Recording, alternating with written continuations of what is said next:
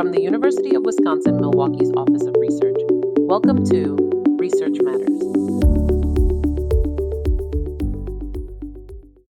Welcome back to Research Matters, where we spotlight UWM research breakthroughs reshaping their fields and why they matter far beyond the lab. Today we're diving into a major paper by the LIGO Virgo CAGRA, scientific collaboration including UWM faculty co-authors Patrick Brady, Jolien Creighton, and students, postdocs, and scientists at UWM's Leonard E. Parker Center for Gravitation, Cosmology, and Astrophysics. The advances being studied here don't just push forward gravitational wave astronomy, they change the scale and scope at which we can test the universe's most fundamental laws. So, what's this all about? It centers on an event called GW250114, a gravitational wave produced when two black holes slammed together more than 1 billion years ago.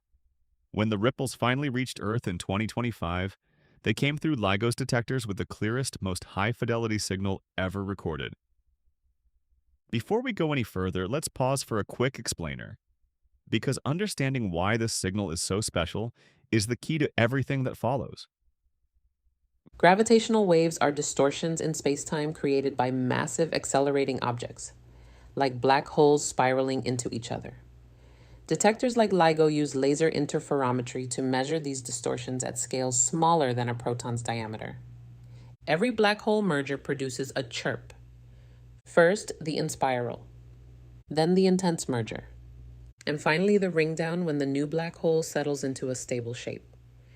Each part of the signal encodes different physics. But here's the catch. The ring down, the part that really lets us probe the nature of black holes, is usually faint and hard to measure. GW250114 changed all that. Because this new signal was so incredibly clear, with a signal-to-noise ratio around 80, scientists could do something they'd never been able to do with this level of confidence before. They identified multiple notes in the black hole's ring down. Think of them as the timbre of a giant cosmic bell. These tones match the predictions for a Kerr black hole, the specific type predicted by Einstein's theory of general relativity.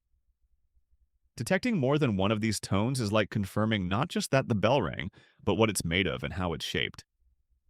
This is black hole spectroscopy finally coming into its own. And it gets even more profound. Because the ring down was so clean, the research team could perform the strongest ever observational test of Stephen Hawking's area theorem.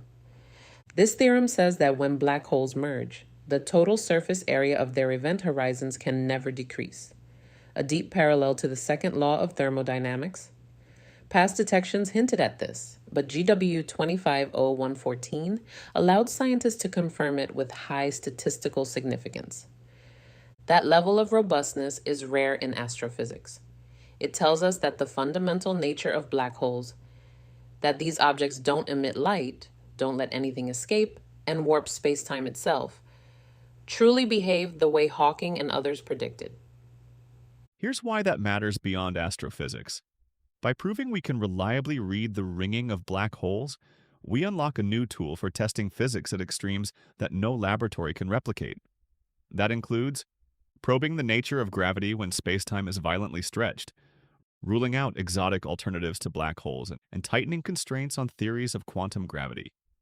And because LIGO makes its data and tools publicly available, students, researchers, and even citizen scientists worldwide can dig into the same datasets used for these major discoveries.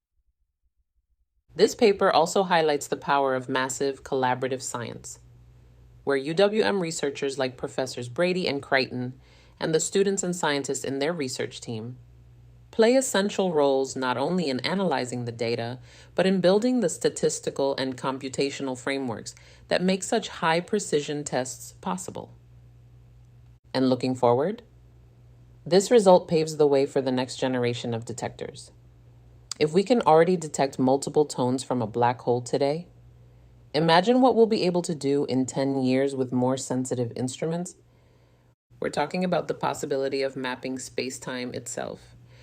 So whether you're in physics, computer science, philosophy, or just someone who can't resist the weirdness of the universe, this observation isn't just a louder detection. It's proof that we now have the tools to study black holes like physical objects, not distant abstractions. And that's a huge opportunity for all kinds of research moving forward. That's it for today's episode of Research Matters. Stay curious and stay tuned for more breakthroughs shaping the world around us. Research Matters is produced by UWM's Office of Research, which reserves the rights to this audio podcast. All other copyrights are held by the publication authors and produced with their permission and cooperation. For more information on UWM's Research Podcast, please visit www.uwm.edu/researchpodcast.